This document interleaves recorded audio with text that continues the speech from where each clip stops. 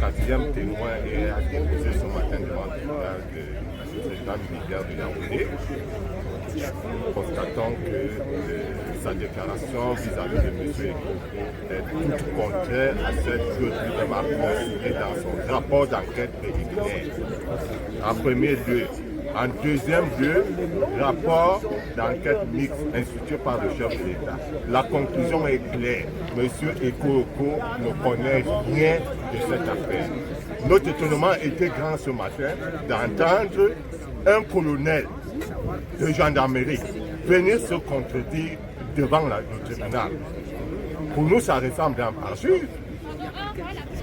Et il dit que quand on a suivi l'affaire, votre client a dit allez demander à Danwe et à Moué Belinga. Au moment où mon client est appelé au secrétariat d'État à la Défense, il ignore totalement ce pourquoi il est invité là-bas. C'est à la suite d'un coup de téléphone qu'il se rend au CERN. Est-ce que mon client peut rentrer dans un bureau ne sachant pas ce qui se passe? Il vient faire de telles déclarations. À mon avis, cela est impossible. Ça rentre dans ce que j'ai dit tout à l'heure. C'est une contradiction flagrante entre le rapport, le PV d'enquête et ces déclarations en tant que témoin aujourd'hui. Et sur le fameux audio?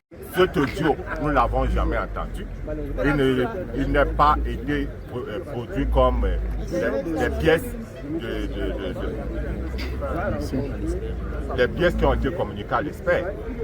Ça n'a jamais été produit. Lui seul l'a entendu, lui seul l'a regardé. Il ne ressort pas du procès verbal d'enquête préliminaire qu'il a transmis en audio au commissaire du mouvement.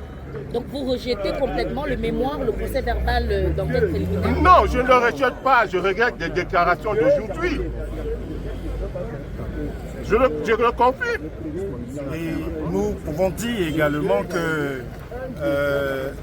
ce témoin reconnaît que c'est sur son intuition personnelle que dès le départ, il a conclu que M. Eko était impliqué. En somme, il vient reconnaître qu'il n'a jamais enquêté et à plusieurs reprises, il a confirmé qu'il avait déjà quelques éléments qui le conduisaient vers M. Eko et donc il en a conclu que celui-ci était impliqué.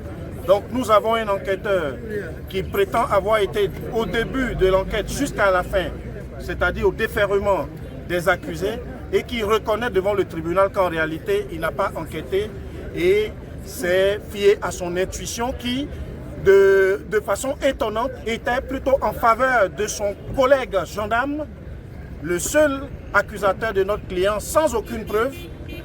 Et il a reconnu qu'ils étaient dans un lien de camaraderie au cours de l'enquête et qui lui a permis d'utiliser ce téléphone qui était censé avoir été saisi. Vous pouvez comprendre à partir de cela le rôle que ce colonel a joué dans l'orientation de cette enquête qui était à tête chercheuse et manifestement dirigée contre notre client, comme la preuve vient d'en être donnée au cours des débats.